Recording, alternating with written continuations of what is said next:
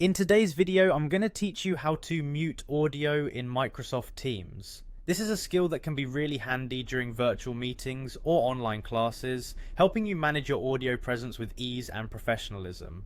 Let's get started right away.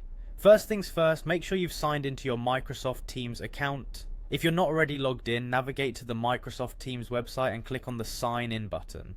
Ensure that you've entered your correct login credentials to access your Teams environment. It's always a good idea to double check your login details before proceeding to avoid any inconveniences that might arise from incorrect information. Once you've successfully logged in, your next step is to prepare for your meeting. Look at the top right corner of the screen and click on the video camera icon. This is a quick gateway to launching your meetings. By clicking this icon, you're setting yourself up for a smooth and seamless meeting experience. Now, to start your meeting, look for the option labeled Start Meeting. You'll typically find this on the main dashboard or under your scheduled meetings. Click Start Meeting to enter your meeting space. This is the platform where all your audio management will take place.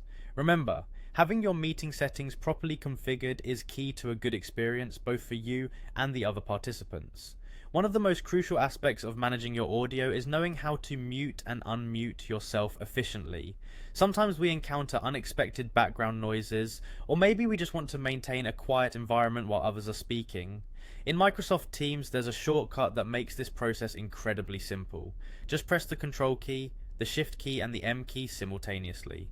This keyboard shortcut toggles your microphone on and off quickly, ensuring that you have control over when you want to be heard. These steps should make your experience in Microsoft Teams more efficient and help you maintain a professional atmosphere during your meetings. It's always great when technology works smoothly with just a few clicks or keystrokes. That's it for today's tutorial.